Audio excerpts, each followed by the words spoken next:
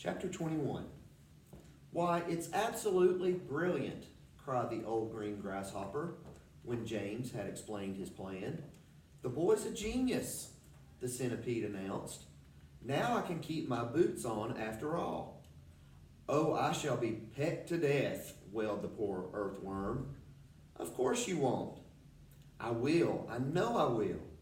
I won't even be able to see them coming at me because I have no eyes. James went over and put an arm gently around the earthworm's shoulders. I won't let them touch you, he said. I promise I won't. But we've got to hurry. Look down there. There were more sharks than ever now around the beach. The water was boiling with them. There must have been 90 or 100 at least. And to the travelers up on top, it certainly seemed as though the beach were sinking lower and lower into the water. Action! Stations! James shouted. Jump to it! There's not a moment to lose. He was the captain now, and everyone knew it. They would do whatever he told them. All hands below deck except Earthworm, he ordered. Yes, yes, they said eagerly as they scuttled into the tunnel entrance. Come on, let's hurry. And you, Centipede, James shouted. Hop downstairs and get that silkworm to work at once. Tell her to spin as she's never spun before. Our lives depend upon it. And the same applies to you, Miss Spider. Hurry on down. Start spinning. Chapter 22. In a few minutes, everything was ready. It was very quiet now on the top of the beach. There was nobody in sight. Nobody except the earthworm. One half of the earthworm, looking like a great, thick, juicy pink sausage, lay innocently in the sun for all the seagulls to see. The other half of him was dangling down the tunnel. James was crouching close behind the earthworm in the tunnel entrance, just below the surface, waiting for the first seagull. He had a loop of silk string in his hands.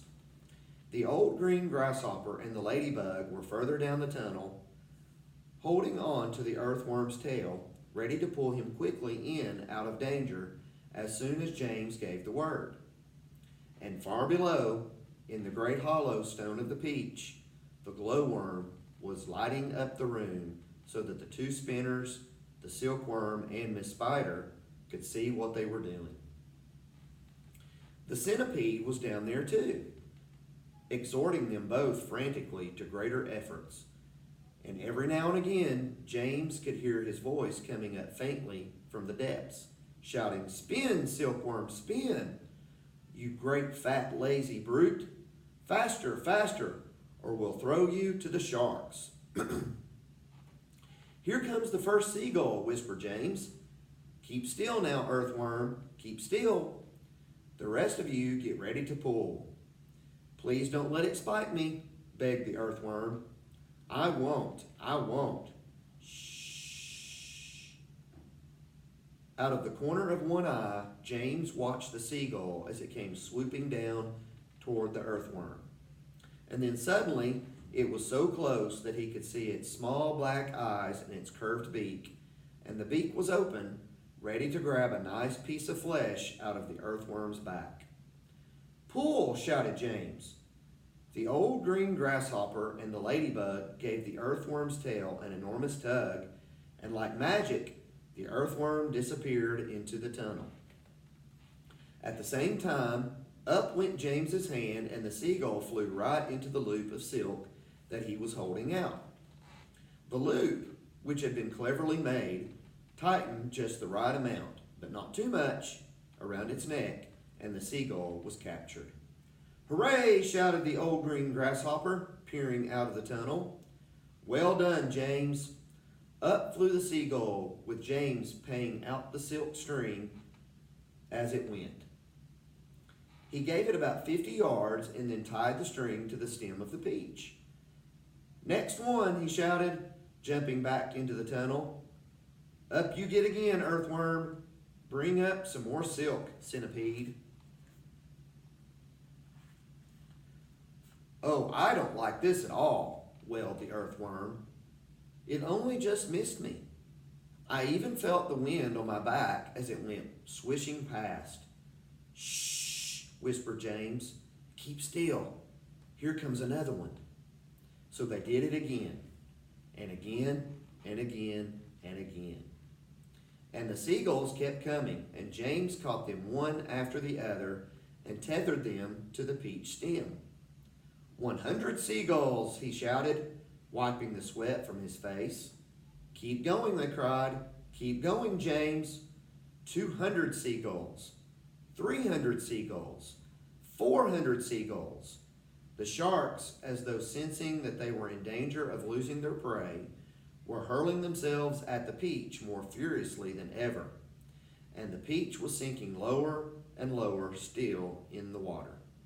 500 seagulls, James shouted. "Silkworm says she's running out of silk," yelled the centipede from below. "She says she can't keep it up much longer, nor can Miss Spider." "Tell them they've got to," James answered. "They can't stop now." "We're lifting," somebody shouted. "No, we're not. I felt it." "Put on another seagull, quick." "Quiet, everybody, quiet. Here's one coming now." This was the 501st seagull, and the moment that James caught it and tethered it to the stem with all the others, the whole enormous peach suddenly started rising up slowly out of the water. "Look out, here we go. Hold on, boys." But then it stopped, and there it hung. It hovered and swayed, but it went no higher. The bottom of it was just touching the water. It was like a delicately balanced scale that needed only the tiniest push to tip it one way or the other. "One more will do it," shouted the old green grasshopper, looking out of the tunnel. "We're almost there." And now came the big moment. Quickly, the 502nd seagull was caught and harnessed to the peach stem. And then suddenly, but slowly, majestically, like some fabulous golden balloon, with all the seagulls straining at the strings above, the giant peach rose up, dripping out of the water, and began climbing toward the heavens. Chapter 23. In a flash, everybody was up on top. "Oh, isn't it beautiful?" they cried. "What a marvelous feeling. Goodbye, sharks." Oh boy, this was the way to travel. Miss Spider, who was literally squealing with excitement, grabbed the centipede by the waist, and the two of them started dancing around and around the peach stem together. The earthworm stood up on his tail and did a sort of wriggle of joy all by himself. The old green grasshopper kept hopping higher and higher in the air. The ladybug rushed over and shook James warmly by the hand. The glowworm, who at the best of times was a very shy and silent creature, sat glowing with pleasure near the tunnel entrance. Even the silkworm, looking white and thin and completely exhausted, came creeping out of the tunnel to watch this miraculous ascent. Up and up they went, and soon they were as high as the top of a church steeple above the ocean. "I'm a bit worried about the peach," James said to the others as soon as all the dancing and shouting had stopped. "I wonder how much damage those sharks have done to it underneath. It's quite impossible to tell from up here." "Why don't I go over the side and make an inspection?" Miss Spider said. "It'll be no trouble at all, I assure you." And without waiting for an answer, she quickly produced a length of silk thread and attached the end of it to the peach stem. "I'll be back in a jiffy," she said, and then she walked calmly over to the edge of the peach and jumped off, paying out the thread behind her as she fell. The others crowded anxiously around the place where she had gone over. "Wouldn't it be dreadful if the thread broke?" the ladybug said. There was a rather long silence. "Are you all right, Miss Spider?" shouted the old green grasshopper. "Yes, thank you," her voice answered from below. I'm coming up now. And up she came, climbing foot over foot up the silk thread, and at the same time tucking the thread back cleverly into her body as she climbed past it. Is it awful? They asked her. Is it all eaten away? Are there great holes in it everywhere? Miss Spider clambered back onto the deck with a pleased but also rather puzzled look on her face. You won't believe this, she said, but actually there's hardly any damage down there at all. The peach is almost untouched. There are just a few tiny pieces out of it here and there, but nothing more. You must be mistaken, James told her. Of course she's mistaken, the centipede said. I promise you I'm not, Miss Spider answered, but there were hundreds of sharks around us. They churned the water into a froth. We saw their great mouths opening and shutting. I don't care what you saw, Miss Spider answered. They certainly didn't do much damage to the peach. Then why did we start sinking? The centipede asked. Perhaps we didn't start sinking, the old green grasshopper suggested. Perhaps we were all so frightened that we simply imagined it. This, in point of fact, was closer to the truth than any of them knew. A shark, you see, has an extremely long, sharp nose, and its mouth is set very awkwardly underneath its face and a long way back. This makes it more or less impossible for it to get its teeth into a vast, smooth, curving surface such as the side of a peach. Even if the creature turns onto its back, it still can't do it because the nose always gets in the way.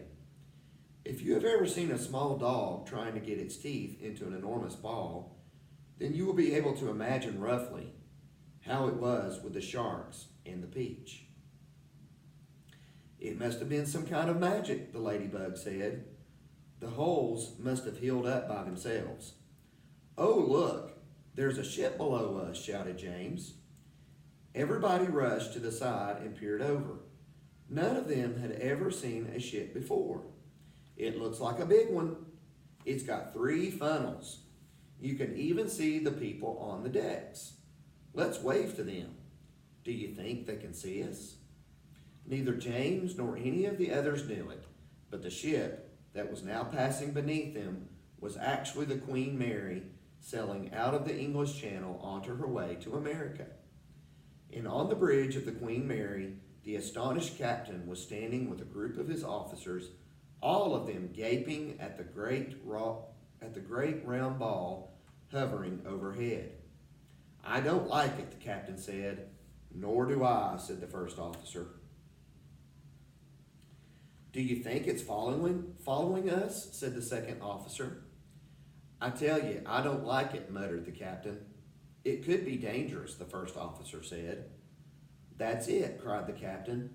It's a secret weapon. Holy cats! Send a message to the Queen at once. The country must be warned. And give me my telescope.